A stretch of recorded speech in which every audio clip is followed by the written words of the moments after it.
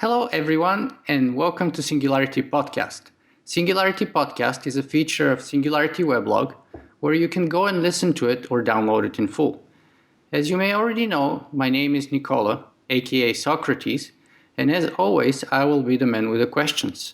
Today, I'm privileged to have Jason Silva as my guest on the show. You might recognize Venezuela-born Jason from his work hosting shows for Al Gore Emmy-winning Current TV network and from his GAPS Icon campaign billboards. What you probably don't know, however, is that he's also a documentarian obsessed with the intersection of science, technology, and art, and is currently working on a new film called Turning into Gods. So let me start by welcoming Jason to our show. Welcome, Jason. It is our privilege to have you here today. Hey, thank you very much. I enjoy the website Singularity. Podcasts that you do or think are fantastic, so thank you. Thank you too. I'll jump straight into the interview by asking you to share a little bit with our listeners about your background, how you got interested in doing documentaries, and especially how you got interested in the technological singularity as a concept and decided to do a movie about it after that. Well, I've always been fascinated by the way that Kurzweil has distilled and explained the notions of exponential growth and the extrapolations that he makes to show that price performance increases in technology and how they sort of are evolving exponentially. And when he starts sort of painting for me what things are going to look like based on the progress that we've already made, it really captures my imagination. And that's a feeling that I really like. When things capture my imagination, I become excited.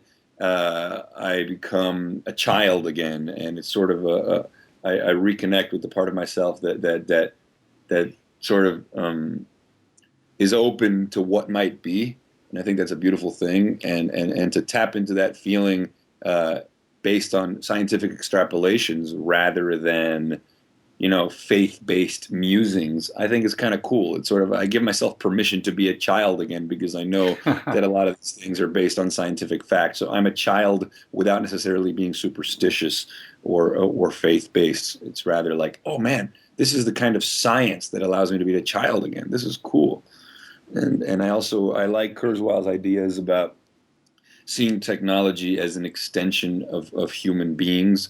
Technology is an extension of human reach. I think it's very poetic and it's very beautiful, and it's a nice antidote to this idea of technology as this like unnatural thing that we're doing. But no, I disagree. I think that technology extends who we are. It's natural. Technology is a natural extension of human flourishing, and that's beautiful. That's exciting. That's wonderful. That's poetry right there. That's the species that left the caves and went to the moon. That's very beautiful indeed, but let me backtrack just a little bit and ask you, how did you hear or how did you get exposed to the concept of the singularity for the first time? Well, I think like all people, we're all trying to sort of make sense of the world that we live in, and I think that we're concerned with.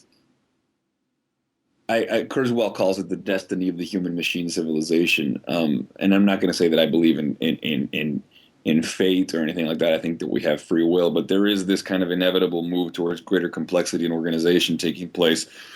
It started with natural selection and the playing out of single-celled organisms becoming multi-celled organisms and whatnot, and you have this spontaneous self-organization that takes place, and it has evolved, and then with the invention of language, that might have been, I guess, the first singularity for humans 50,000 years ago. It changed the operating system of the brain.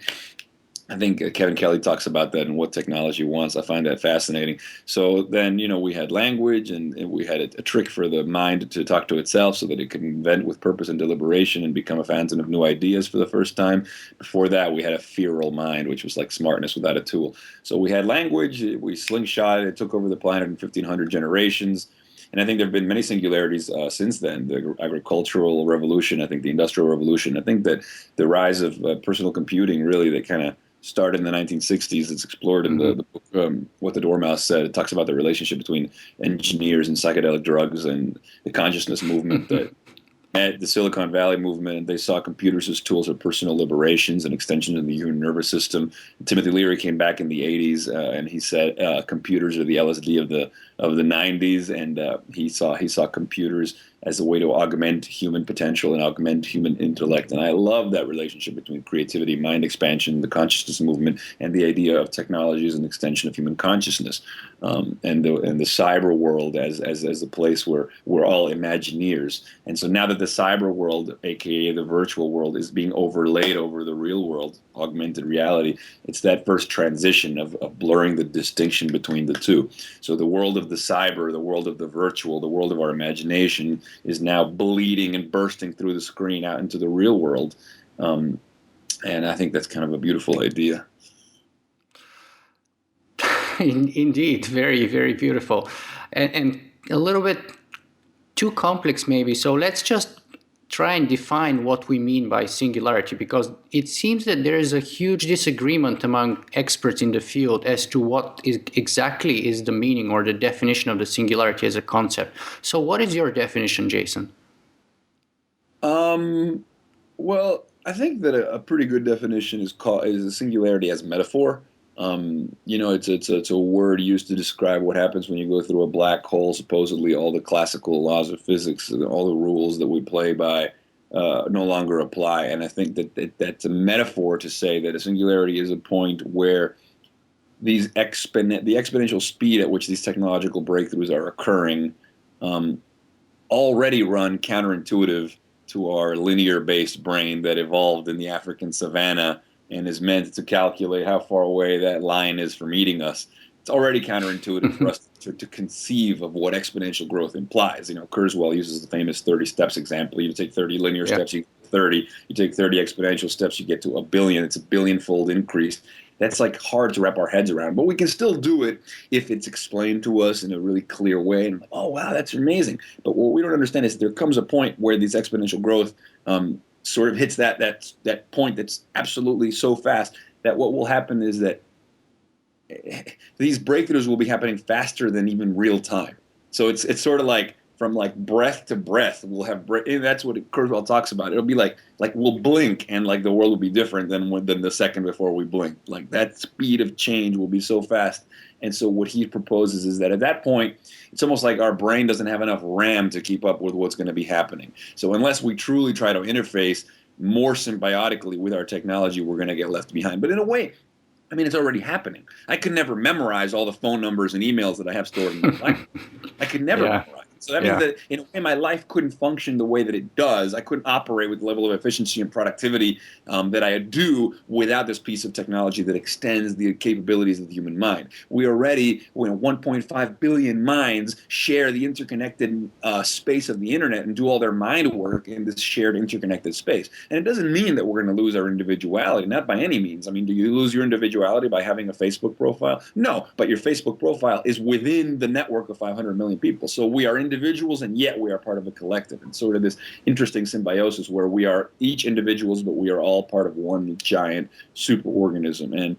And I think this symbiotic relationship with our tools, just like, we use calculators and we use BlackBerries to store more information, it's just going to be more and more seamless. Like it'll be almost like we'll start to think faster because we'll have computers the size of blood cells in our brains that are interfacing with the internet. So our ideas will be merging with information that we find on Google, and it'll all be happening in real time in our own minds. I mean, just try to conceive of these wonderful sort of symbiotic ways in which technology and us is gonna be this wonderful little dance. I mean, it's already a dance, but it's just going to be vibrating at faster speeds, you could say. So that's the singularity, the point where it becomes more difficult to describe.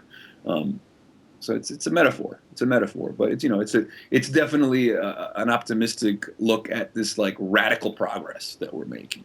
So it's like Robert Ettinger's book, Man into Superman, or Nietzsche, who says man walks a tightrope between ape and overman. The tightrope, of course, being this technological quasi-adolescence where we want to make sure we don't like go into nuclear war and destroy ourselves before we make it to the other side and go through a sort of digital apotheosis and become gods, which is in a beautiful, again, metaphorical way, what I want to explore in the film, turning into gods, because I do think that using that word, which is inspired by Stuart Brand's idea that we are as gods and might as well get good at it, or Freeman Dyson, when talking about the future, he says in the future, and I've said this a million times, a new generation of artists will be writing genomes with the fluency that Blake and Byron wrote verses. So consider that.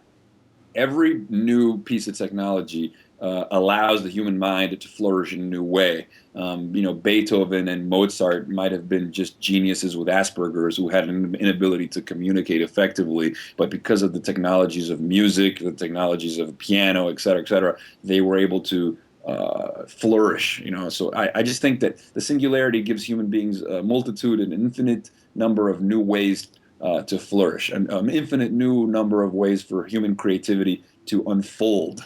And I think it's a beautiful thing. Without the piano, which is a piece of technology, we wouldn't have all this music. Without musical notes, musical language, a piece of technology, we wouldn't have that. Without linguistics, we wouldn't have poetry and communication. So I just think that the singularity is where the human mind is no longer limited even to biological limitations. So I just can't even begin to conceive of the new ways in which ideas will have sex with one another, and human creativity will just, that's where it becomes like almost indescribable. What new forms of artistry will allow human beings to commune with one another in sort of this sublime, wonderful, orgiastic unfolding of knowledge and creativity. That just gets me excited. I mean, I see it as the ultimate poetic unfolding.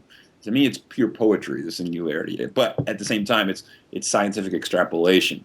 So it's not superstition. It's not, we're going to commune with God in a religious sense. No, this is science. This is the point where science and art, commune in this kind of, again, I use the word orgiastic, artistic, ecstatic, sublime way. But that's how I interpret it. That's my role as an artist, is to make how it makes sense to me. So how is it and why did you decide to make a movie about that in particular? How did you come about the idea of making a movie? I think that these ideas sometimes are not presented in ways that are emotionally compelling and visceral to audiences. I think that people need to be engaged emotionally. I think that human beings, the masses, people will not become engaged in this. Occasionally you present a bunch of facts to people that are really compelling, but they won't be fully engaged unless you hit them viscerally and emotionally. It's the reason that like a really good movie has to have a really good soundtrack, because the music goes straight to the emotional core. Presentation, package design, I think my favorite conference in the world, for example, is the TED conference. And I think the TED conference is a triumph in package design. You could find information on all those speakers. You can find books on stuff that they've written. All the information that TED presents is available online in different ways. But it's the way TED brings it all together and packages it all together that makes it triumphant. And I sort of, I think that art direction, package design, presentation is key. And I think because these ideas are sort of, to me, the most compelling ideas that I've ever come across, I want people to have a reaction similar to mine. And what's the best way for me to share my reaction to this? Well, to regurgitate my feelings and document my interaction and conversations with these luminaries and technologists, and have this philosophical discussion with them, and then present it again, edited in a way that is compelling and engaging. My job is to be the barometer of wow, and to just sort of present the wow factor. Present these ideas with that wow edge. So the ultimate goal of your movie would be to get people to understand or connect with the concept of the singularity at a much more fundamental, much deeper level, more emotional rather than logical, more artistic rather than scientific, if I may so. Yes, I wouldn't say rather. I would say, or together, both. Emotional with the logical. So it's kind of like, because I would never want to. Again, the reason the singularity and these ideas of extrapolations of exponential growth are appealing to me is because I never want to let my emotions run away with an idea that is not based on some sound scientific fact. It's the reason that I'm not religious, but I still crave the notion of the transcendent. I think any human being does. If you've been in love, if you've been inspired, if you've stared at a magnificent vista, um, there's something transcendent about that. When one of the astronauts, I think it was Buzz Aldrin, was in the moon, and he said, "Magnificent desolation." That's a transcendent statement about the feeling that he had. He wasn't saying, "Oh, I'm speaking to God," but he was speaking in metaphor. He was saying magnificent desolation, and I think that the singularity and I think that the evolutions move towards greater complexity and organization, and the universe exhibiting spontaneous self-organization. And these are transcendent qualities. These are when the result of something is greater than the sum of its parts. I'm interested in the transcendent, but I'm interested in the transcendent through the eyes of observable of science. And so, I think that we need that kind of Carl Sagan-esque aesthetic brought back. And so, I'm honoring the way that people like Carl Sagan interpreted the vastness and the magnificence of the cosmos, and sort of applying that vision to science and exponential growth and this move towards greater complexity and organization. So think the Carl Sagan vibe. So how would you know that you have succeeded in your goal? Do you have any benchmarks? How would you say, okay, I've accomplished what I set out to do with the movie? Wow. Well, true success would be that this documentary, that I get to finish it, and that that I get to, I mean, look, I'm still in the process of producing it, but already the concept trailer has gotten tremendous buzz. It's fantastic. I got the concept trailer was mostly to establish the mood. I wanted to show, I only showed Ray Kurzweil and Aubrey de Grey in it, but really it was about capturing a feeling, capturing the momentum. Like people talk about exponential growth, and they show it like it's this graph. It starts in a bunch of baby steps, and it kind of takes off. So I wanted to capture an anthem. I create a feeling that showed the momentum of the singularity, and how I see it as this unfolding of creativity and art and technology, and the extension of human reach ad infinitum.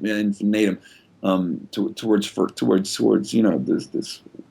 Anyway, I get carried away, but the success would be for the finished product to, obviously get some kind of mainstream buzz and go to film festivals and get people even outside the immediate enthusiasts, even beyond those that are immediately excited about the singularity, maybe those that have never even heard the word singularity, to be talking about it. That would be success, right? To go beyond those exclusive groups that are already talking about this stuff and reach a little bit of the mainstream. I mean, that would be success. Absolutely. So just the fact that you saw the trailer, that's already exciting. It is. You have a wide audience that is interested in these ideas.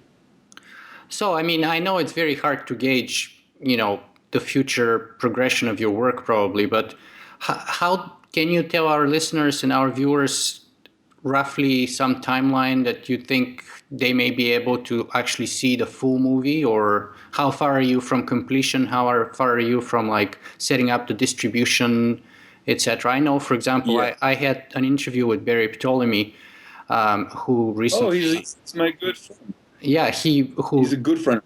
He's a fantastic guy, another filmmaker like you. He's been struggling with the distribution end of things for quite some time. And for people like me who are located in Canada, I know that Transcendent Man has been shown in a bunch of film festivals across the United States, in New York, etc. But I'm dying to watch it here, and I can't. I don't have the chance. So I'm dying for the moment that the movie would go global, and hit the big screens or the DVDs, etc. So I think you should hear something really soon. I've heard some rumors that they're very close to you being able to see it. I think that I could finish the movie probably in a very few months. It's just that I haven't carved out the time to complete it because I'm also involved in 2 pending TV projects. One of them is actually science focused, so it'll be a great platform to talk about some of the ideas that I'll explore in the movie to get people excited in a mainstream outlet. I'm not ready to formally announce what that is because we're still waiting for it to fully get figured out. But maybe give me 12 months, hopefully. That would be amazing. That'd be very fast.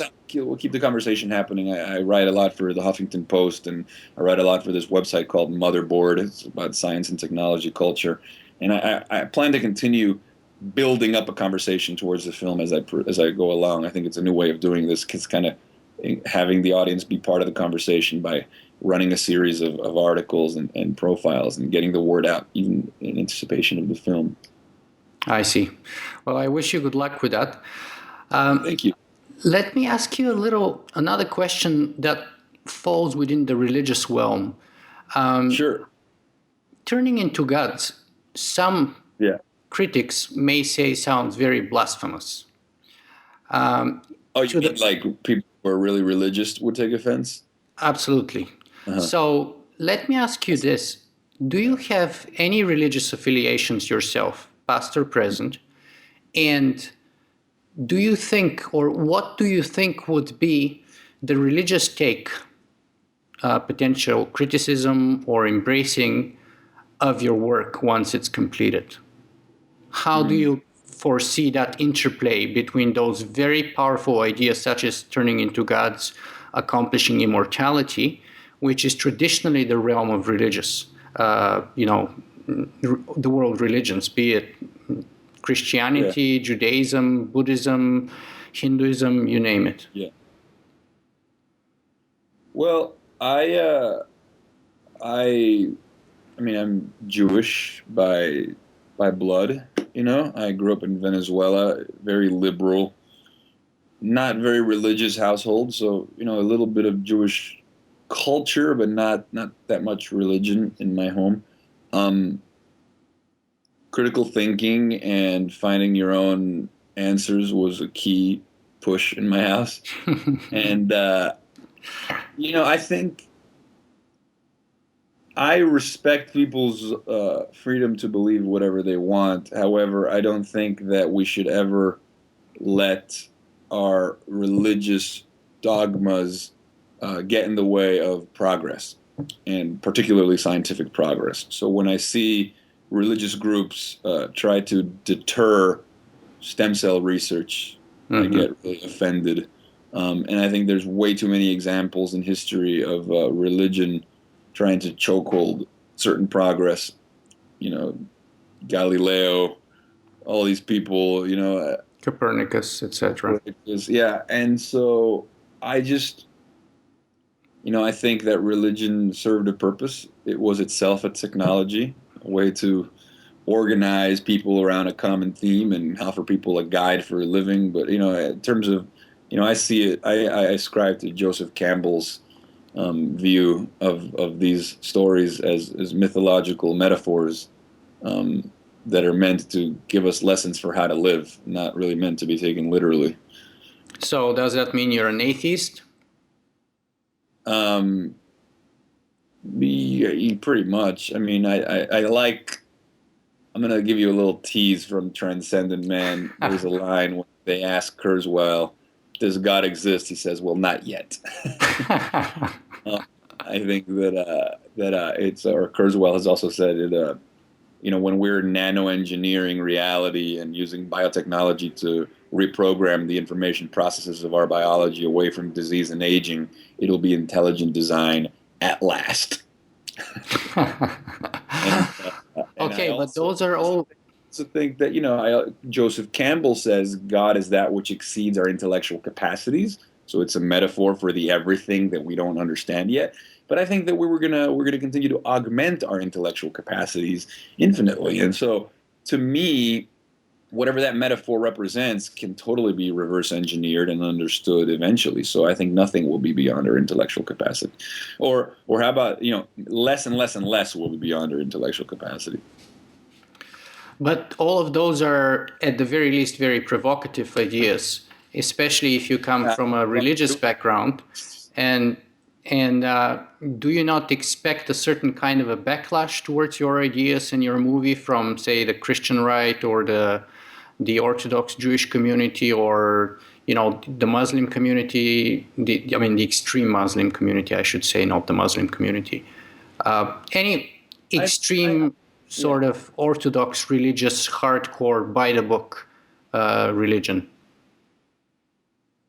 Um, Perhaps, but I think that the free dissemination of ideas should trump their objections, if they believe in freedom and if they believe that we all have the right to interpret ideas in the way that we choose. I'm not telling them what they need to think. I'm interpreting ideas that capture my imagination. So I'm spreading excitement. That's what I'm spreading. I'm spreading optimism. I'm tired of doom and gloom. Um, there's a wonderful line that I would love to share with you. I'm just going to open this. I don't know if you're familiar with the Imaginary Foundation. They make the most beautiful cosmic designs for their T-shirt line that you've ever seen in your life.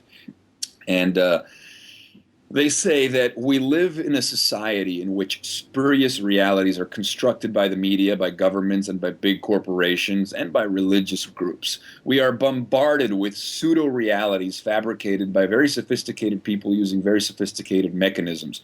Perhaps for many, Perhaps for many designers, irony is the only possible response to a media space where it's impossible to distinguish reality from manipulation. Yet the imaginary foundation is future focused and always has been.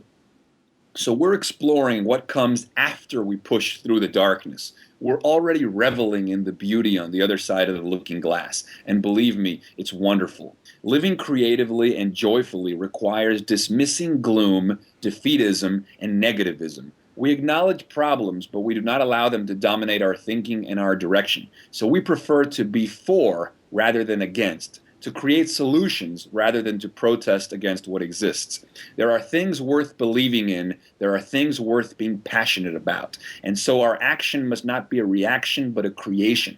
For ideas catch the dewdrops and reflect the cosmos. So let those ideas be noble, let them be poetic, and let them be beautiful. Beautiful indeed, again, and poetic, and Yep. very powerful. Yes. Let me ask you this then. How have your ideas of the singularity or immortality evolved since the beginning of the moment that you decided and started the project of making the movie, or have they evolved at all? Oh, Was there, for look, example, one thing that you got very surprised that you discovered in that process? Like the most surprising thing that you totally did not expect or foresee? no, I think that even before I started the project, I think that there's nothing beautiful about death. Ashes to ashes, dust to dust seems like the most absurd, depressing idea ever. I mean, to me, I'll tell you what's beautiful. What's beautiful is that from very simple, single-celled organisms came this sublime, thing, manifold the wonders, for nothing is more wondrous than man, as Sophocles said. I think man standing tall and reciting poetry and, Shakespeare and Einstein and music and goosebumps and poetry and love. I think these are transcendent qualities, meant for gods, not for creatures that die. Ernest Becker said we are gods with anuses, and that's the inherent problem of the human condition, that we are, with our minds we can ponder the infinite, yet we're housed in these heart-pumping, breath-gasping, decaying bodies. We are godly, yet creaturely. So I think the purpose of humanity is to transcend death. I think that the purpose of our engineering prowess is to subvert entropy and overcome entropy. Alan Harrington says we must never forget we are cosmic revolutionaries, not stooges conscripted to advance a natural order that kills everybody. So I think ultimately, you ask me, what's the point of the human machine civilization? Well, to trump death, to let the qualities of poetry and love and intellect roam free, unbounded by biological limitations. That's the goal of humanity, and that continues to be my belief. Well, that sounds amazing, but one of the most common criticisms to that approach is that, and which is a criticism quite often leveled against Ray Kurzweil himself, is that that's a very even overly optimistic, approach. In other words, it undermines or even completely ignores the pitfalls, the dangers on the way to immortality. So, for example, we've all seen the Terminator. We've all seen the Matrix. That's one potential pitfall of, say, the machines, the artificial intelligence rebelling or taking over and us going the way of the dinosaurs. That's only one of the potential scenarios. Another one is a great polarization within humanity itself between technophobes and technophiles, between what you would call neo-Luddites who are against genetic engineering, against artificial intelligence, against the advance and exponential growth of technology, and transhumanists or posthumanists who embrace those ideas.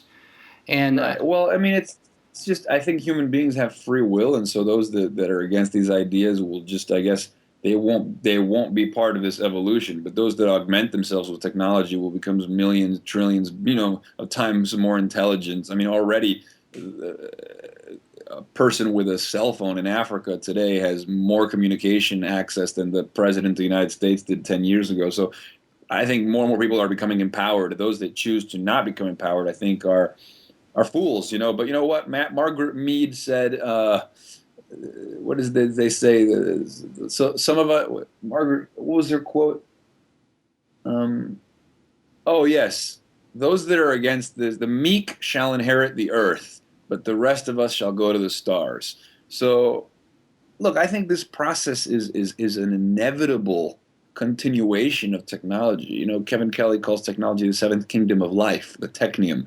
I mean, it's us. It's evolution accelerated. So, I mean, to say that you are against this is like saying that you're against evolution.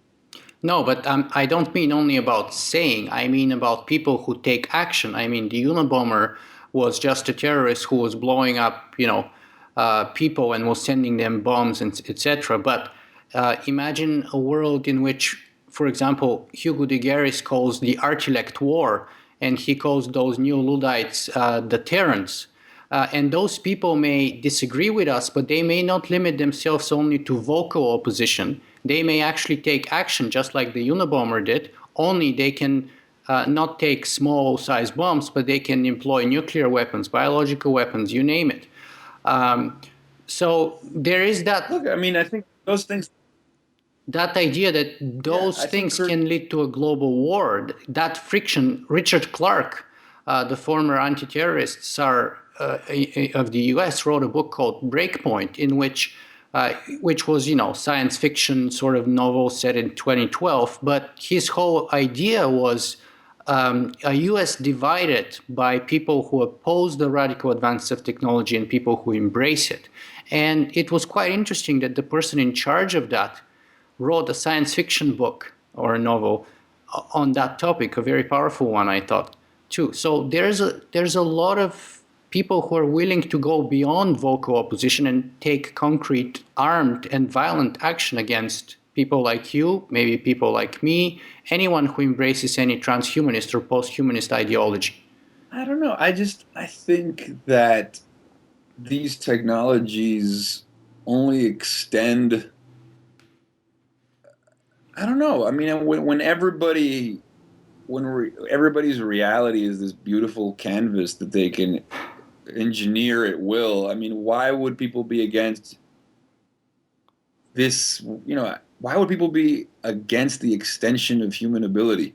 Why would people be against the extension of human imagination? Why would people be against better tools to create better art that we can share ways? One answer to that question, for example, is saying what was said when antibiotics were introduced at the first time, right? If God wanted us to live forever, he would have made us so. For example, right? Obviously, he didn't want us to be immortal. Therefore, it is a blasphemy to go against him. I'm not embracing that argument. I'm just. I know you're not, but I almost think to even acknowledge somebody who would be against antibiotics lowers our discussions. Really, life expectancy used to be what, 34 or something. If you really believe that we shouldn't tinker with nature, then we'd all be dying at 34. Yeah. I It was I don't know. 48 when Social Security was introduced in the US. Yeah. Again, what is it? We prefer to be for rather than against, to create solutions rather than to protest against what exists.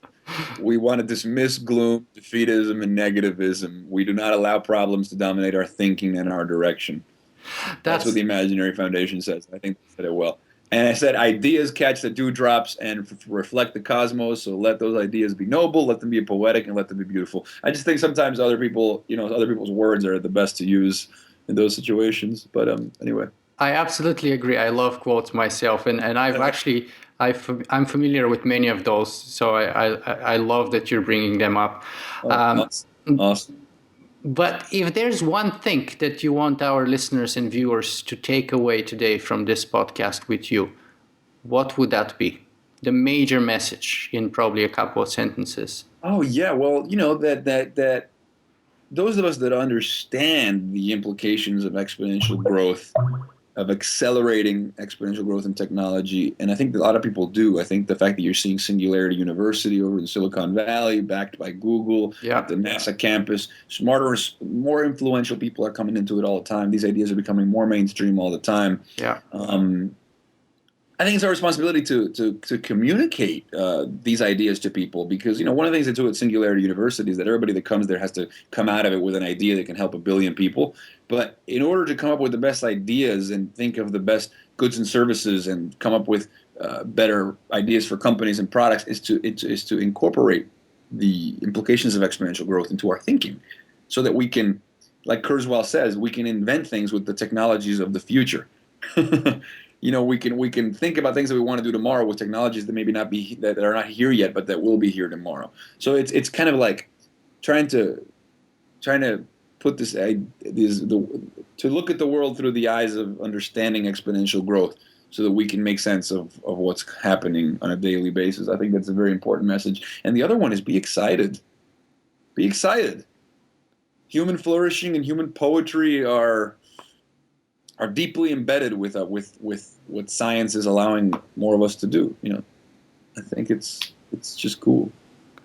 that was a very pleasant, very optimistic, very passionate, very upbeat kind of an interaction. I enjoyed it enormously today, Jason. Oh, so did I. Well, thank you so much, and do let me know when this is up. I will definitely let you know when this is up, and all the best. Good luck with your movie. Thanks again for your time. Oh, thank you. We'll stay in touch.